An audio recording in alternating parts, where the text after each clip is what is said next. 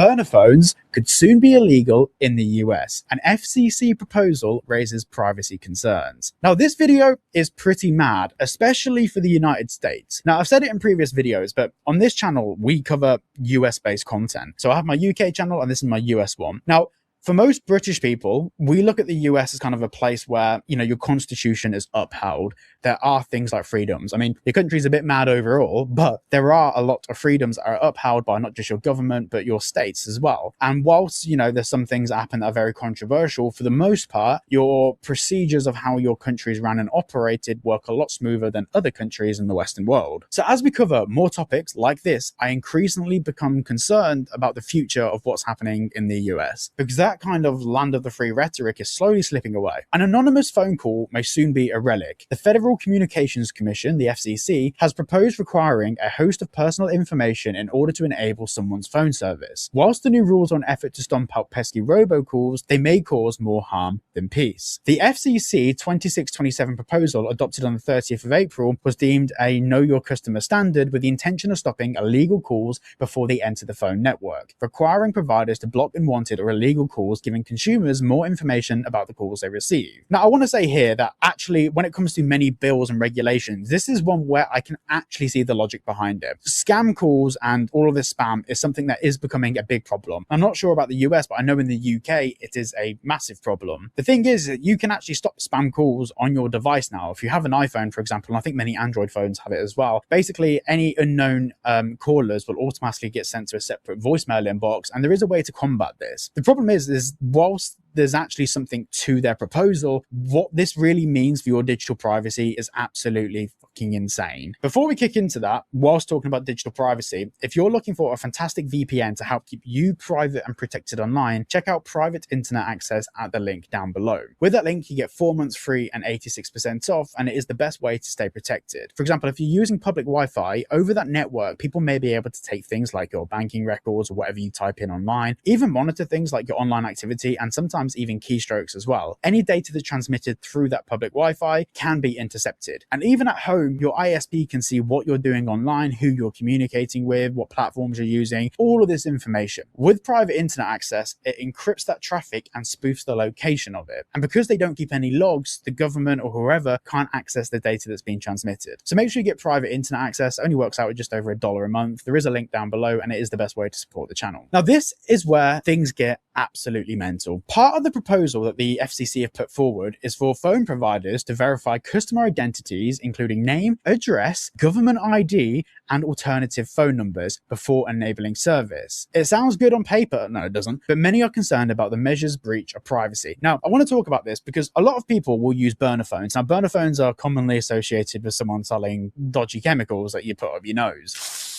But burner phones are actually something that a lot of people use, whether it's business, whether it's even personal. A lot of people don't like the idea that the government could pin a crime on them, even accidentally, seize their phone, go through it, realize the person hasn't committed a crime, but in the process, be able to profile someone, see their banking records, who they talk to, and add them to a little database somewhere full of all their private information. And the reality is this happens all the time. Thousands of people in the US every single day are brought into police stations to have their phone gone through, like invasively, to find out that they haven't actually done a crime, but they then get added to a database of criminals for future investigations. The proposal is misguided and counterproductive. Sydney Sylvester, oh, that's a name and a half, a senior policy analyst at the Privacy and Data Project at the Center for Democracy and Technology, said to Fortune. Jesus Christ, why can't you just work at like an acronym?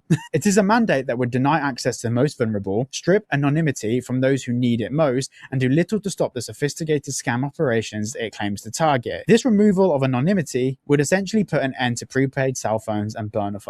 Besides removing access to private telecommunications, the new proposal would do little to combat scams and robocalls, since most people doing that will have no trouble creating fake documentation or identities. Cooper Quinton, that is a name, a security researcher and senior public interest technologist with the Electronic Frontier Foundation, the EFF, good acronym, said to 404 Media, given this administration's crackdown on free expression, protest, immigrants, and women's health, they want to take away our ability to make an anonymous phone call. Now, this is the crazy thing. Like, it's absolutely mental. So if you run a call center that makes thousands of phone calls a day, whether automated or with staff, you're going to find a way to get around this relatively easily because you'll have the resources, the money, whatever, to buy fake IDs, all of this stuff. Like, it's so easy to get around for a criminal enterprise. So I don't believe it's going to affect the amount of scam calls. But for the everyday person, when they register a phone number, they're going to have to submit their government ID and all of their private information to be able to essentially make phone calls or text their friends, which means that all traffic through that phone number is linked to a person,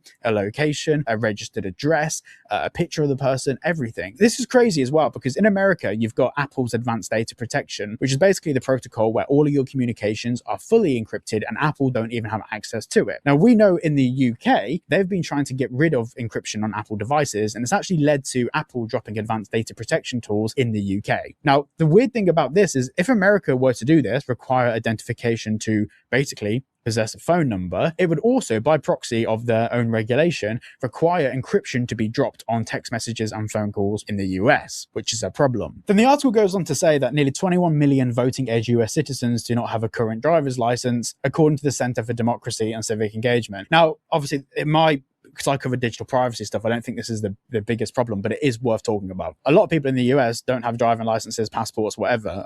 A lot of Americans haven't left the US, which a lot of the world kind of takes the piss out of, but I kind of get it. In America, you've got absolutely everything. You've got ski resorts, you've got the hot, the cold, you've got the rainy, you've got everything. So I kind of get it. North America is such a big continent.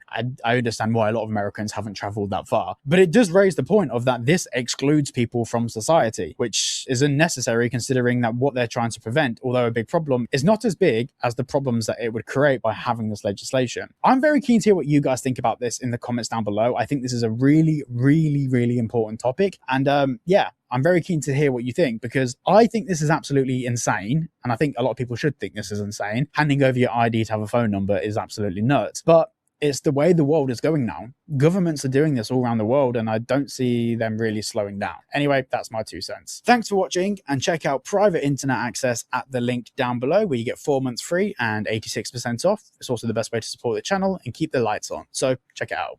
The Waffle House. Oh, fuck, I ran out of drink. All right, gonna do this no drink. Suck a dick. Well, that's it. Take 2 days off recording whilst the temperature was like 80, 90 degrees, and then start recording again when it's 27. Because that makes sense. It's not drugs, by the way. It's snooze. Da, da, da, da, da. Thought there's something on my desk. It's not my mouse on the screen. The most vulnerable. Strip anonymity. Oh, I hate this word. Anonymity. Anonymity. I don't know what's wrong. I can't. Considering that I stay anonymous. Anonymity. I'm a manatee. Ooh. Good acronym. Is acronym the right word? I'm a manatee.